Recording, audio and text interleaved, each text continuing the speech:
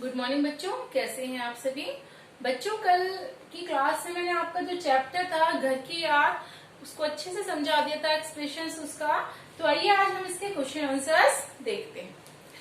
First question है इसका, पानी के रात भर गिरने और प्राण मन के घिरने में परस्पर क्या संबंध है। देखिए, हमारे जो कवि हैं वो उस समय जेल में हैं और उस समय सावन का महीना चल रहा है और खूब जोर से बारिश हो रही है। कवि को उसके घर से दूर होने की जो पीड़ा है वो सता रही है, अर्थात कवि को अपने घर की याद आ रही है। जैसे जैसे बरसात हो रही है, बारिश हो रही है सावन के महीने में, आकाश में बारिश घिर घिर कर बादल आ रहे हैं, मेघ बरस रहे हैं, उसी प्रकार कवि का जो मन है बच्चों, उसके मन में और उसके जो प्राण है वो भी कहीं ना कहीं अपने परिवार की स्मृतियों में घिर गए हैं। जिस तरह से कहते हैं कि आकाश में बादल घिर रहे हैं, उसी तरह हमारे जो कवि है, कवि का जो मन है और उसके प्राण है अपने परिवार की याद में कहीं ना कहीं घिर आए हैं। जैसे जैसे पानी जो है वो रात रात भर गिर रहा है, यानी कि लगातार बारिश हो रही है, वैसे वैसे हमारे कवि का जो हृदय है और उसका जो मन है वो भी अपने प्रियजनों की जो स्मृति है, परिवार की जो यादें हैं, उसमें कहीं ना कहीं घिरता जा रहा है। दूसरा क्वेश्चन है बच्चों आपका, मायके आई बहन के लिए कवि ने घर को परिताप का घर क्यों कहा है। परिताप का मतलब होता है बच्चों दुखों का घर क्यों कहा है। देखिए, हमारे जो भवानी प्रसाद कवि हैं वो सोच रहे हैं कि उनकी बहन जब मायके में आई होगी, और बहनें मायके में आने के बाद बहुत ही खुशी और आनंद के साथ रहती हैं, अर्थात बहनें हमेशा मायके में खुशियां बांटने आती हैं। परंतु उन्हें जब ये समाचार मिला होगा कि जो कवि है वो इस समय कारावास में है, तो ये समाचार सुनकर वो बहुत ज्यादा दुखी हो गई होंगी। साथ में उन्होंने देखा होगा कि उनके कारण, कवि जो कारावास में बंद है, उनके कारण घर के सभी सदस्य भी क्या हैं, बहुत ज्यादा दुखी हैं, अर्थात परेशान हैं। जब इस बात का उसको पता चला होगा तो वो खुशियों से भरा हुआ जो घर है बच्चों, कहीं ना कहीं दुखों में परिवर्तित हो गया होगा। उस घर में खुशी की जगह दुख आ गया होगा, क्योंकि वह खुशियां बांटने आई थी अपने मायके, परंतु उसको अपना भाई ना मिल पाने के कारण अब वह घर कैसा बन गया है, दुखों का बन गया है। नेक्स्ट क्वेश्चन है बच्चों, पिता के व्यक्तित्व की किन विशेषताओं को इसमें उकेरा गया है।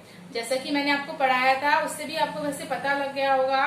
देखिए, कवि जो है अपने पिता के बारे में बताते हुए कहते हैं कि उनके जो पिता हैं, ये ना, एक और तो उनके पिता बहुत ही मजबूत शरीर, शौष्ठ और उसके साहस का उन्होंने इसमें वर्णन किया है, परंतु दूसरी ओर उनका जो हृदय है वो बहुत ही कोमल है। उन्होंने अपने पिता की हृदय की कोमलता के बारे में बताया है। कवि जो है पिता के व्यक्तित्व को इस तरह से दर्शाता है, वह कहता है कि उनके जो पिता हैं उन पर बुढ़ापे का कोई भी लक्षण दिखाई नहीं देता, वे अभी भी पूरी क्षमता के साथ दौड़ लगा सकते हैं। जैसे युवा लोग दौड़ लगाते हैं, इसी तरह उनके पिता भी दौड़ लगा सकते हैं। युवाओं के साथ, युवाओं की तरह वो खिलखिलाकर हंस सकते हैं।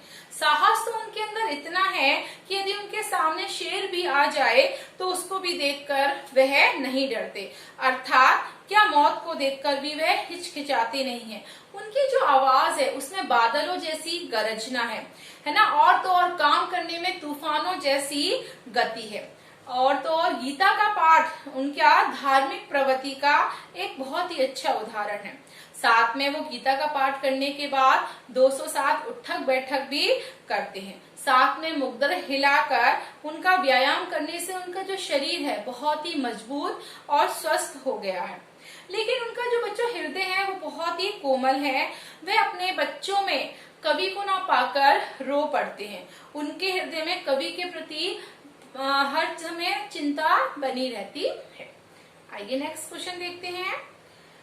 निम्नलिखित पंक्तियों में बस शब्द के प्रयोग की विशेषताएं बताइए। इसमें बस शब्द दिया गया है, मैं मजे में हूँ सही है, घर नहीं हूँ बस यही है, किंतु ये बस बड़ा बस है, इसी बस से बस विरस है। कवि ने यहाँ बस शब्द का विभिन्न शब्दों में बच्चों अर्थों में प्रयोग किया है। इसी शब्द से कवि के विविध भाव भी स्पष्ट होते हैं। पहले बस में कवि अपने पिता तथा अन्य परिवारजनों को सांत्वना देता है, ताकि वे जो जेल में है वो बिल्कुल ठीक है, उनको तसल्ली देता है कि मैं मजे में हूँ। बस यही कमी है कि मैं घर में नहीं हूँ। लेकिन जो दूसरा बस आ रहा है बच्चों, उसमें कवि के मन की जो व्याकुलता है, पीड़ा है, कहीं ना कहीं वो उजागर हो रही है, क्योंकि वो उस पीड़ा का अनुभव करता है। और तो और वो कहता है कि वो सावन को संबोधित करके कहता है कि जाओ मेरे घर जाकर उन्हें बस यहाँ की कमी, उन्हें ये मत बताना कि मैं यहाँ पर परेशान हूँ, बस ये कहना कि हाँ मुझे अपने घर की कमी महसूस होती है। और तो और वास्तविकता ये है कि वह अपनों से दूर रहकर बहुत व्याकुल है। अब तो उसकी जो सहन शक्ति है, उसकी जो मानो चरम सीमा जो है वो हो गई है। वास्तव में अब उसे सब कुछ जो है वो रसहीन सा लगने लगा है। इसलिए अंतिम बस द्वारा कवि की जो आशावादिता है उसकी ओर संकेत दिया गया है, अर्थात उसकी सहन शक्ति अब जवाब दे गई है। जो उसको यातनाएं दी जा रही हैं अब उसके बर्दाश्त नहीं हो रही हैं। वो आगे कहते हैं कि जब घर वालों को ये उसका संदेश मिल जाएगा कि वे जेल में मजे से हैं, तो घर के जो लोग हैं खुशियों से वंचित हैं, वो दुखी नहीं होंगे और शायद फिर से कहीं ना कहीं खुश रहेंगे। आइए नेक्स्ट क्वेश्चन देखते हैं।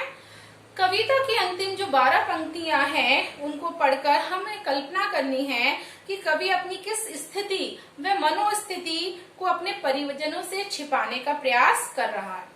देखिए, कवि अपने परिजनों से दूर जेल में रहकर बहुत ही ज्यादा व्याकुल है, परेशान है, बेचैन है। उसे हमेशा अपने घर की जो याद है वो सताती रहती है। वह सावन से ये याचना करता है कि वे उसके घर जाकर उसकी कुशलता का समाचार सुनाए, अर्थात सही रूप का संदेश दे। कवि जो है वो सावन को संबोधित करते हुए कहता है कि आप जाकर कहो कि मैं जेल में खुश हूँ, खूब वहाँ पे खेलता हूँ, कूदता हूँ, खूब खाता पीता हूँ, मुझे किसी भी चीज की कोई कमी नहीं है, हर प्रकार की सुख सुविधा मेरे पास है, मैं यहाँ पूरी तरह से मस्त हूँ। क्योंकि कवि जो है वास्तव यानी कि असलियत को छिपाना चाहता है। वह नहीं चाहता कि उसके परिवार वाले जो हैं उनको ये पता चले कि जेल में उसको बहुत ज्यादा यातनाएं दी जा रही हैं, मानसिक भी और शारीरिक भी। उसका जो शरीर है और मन है पूरी तरह से ढलने लगा है। रात रात भर बेचारा वो जागता रहता है, क्योंकि दुखों के कारण, यातनाओं के कारण उसको नींद नहीं आती है। यहाँ तक कि अब तो वह किसी भी आदमी का सामना नहीं करना चाहता, आदमी से भी अब उसको डर लगने लगा है। अधिकतर वह मौन ही रहता है, चुप ही रहता है। वह जेल में लेकर अपना जो उसका खुद का अस्तित्व है उसे पूरी तरह से भूल चुका है।